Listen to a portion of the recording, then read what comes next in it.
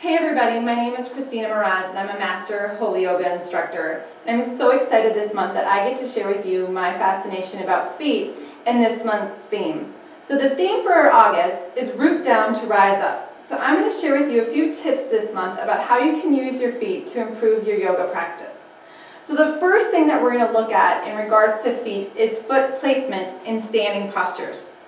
So when you come into a standing posture like mountain pose, when you look down at your feet, they should look like L's or ones, okay? So they are facing straight forward. So for some of you, your toes might be out a little bit, which may mean you either have to bring your toes inward or you may have to rotate your heels out a little bit, okay?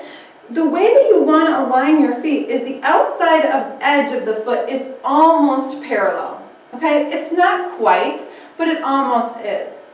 Okay, so that is the alignment of where the toes and where the feet should be facing when you come into a standing posture like mountain pose. Or let's say we transition that into tree pose. Same alignment, toes are straight forward as we come into balancing on one foot. Or let's say we start to move that into warrior three, and we start to keep that foot onto the floor, and then we take the other foot back. Now, some of you, if you practice warrior three, what you might naturally do, and you're not even aware that you do it, is that you rotate the heel in slightly, and then you come into your warrior three. So, as you practice warrior three, I want you to really check where your foot is positioned, and as you get into it and come back, you might feel very unstable because now your foot is in correct alignment. It's requiring you to use different muscles, particularly outside of the hip and into the glutes. Okay? So in all of your balancing postures, really make sure that you're not turning the toes out and that you have a good alignment of the feet straight forward in the shapes of ones, okay, or 11. The other tidbit that I want to share with you in standing postures is to engage the soles of your feet. And how you do that is by slightly pressing the tip of the big toe down into the floor. So what I mean by that is just standing tall in mountain pose. I want you to just lift your toes up off the floor, wiggle them a little bit, let them just relax. And then begin to gently press the tip of your big toe down into the floor. And hopefully what you felt was a lift of your arches and an engagement of the entire bottom of the foot, and maybe even engagement up into the legs. Okay, so we're going to take that into a few standing postures.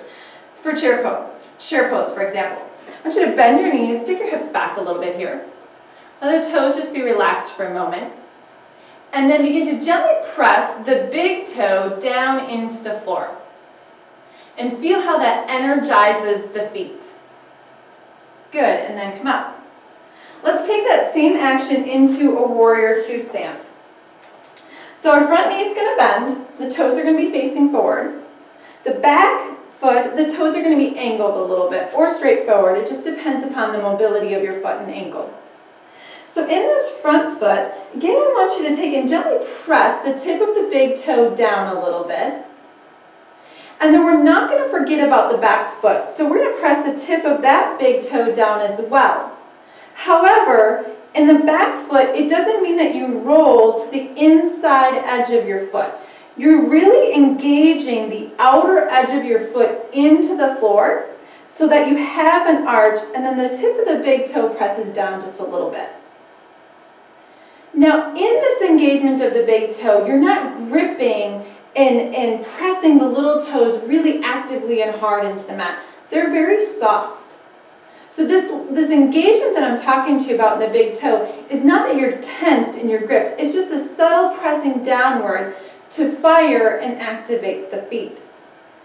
So those of you who practice warriors and your legs get tired really quickly, it might be because you're not using the feet and all the little intrinsic muscles in the foot and ankles to support you in this pose. And once you start to really activate the feet into the floor, it starts to reciprocate all the way up and makes the entire pose a lot easier. So those are two things that you can start looking at in all of your standing postures. Are my feet truly straightforward? And do they shift in any postures at all?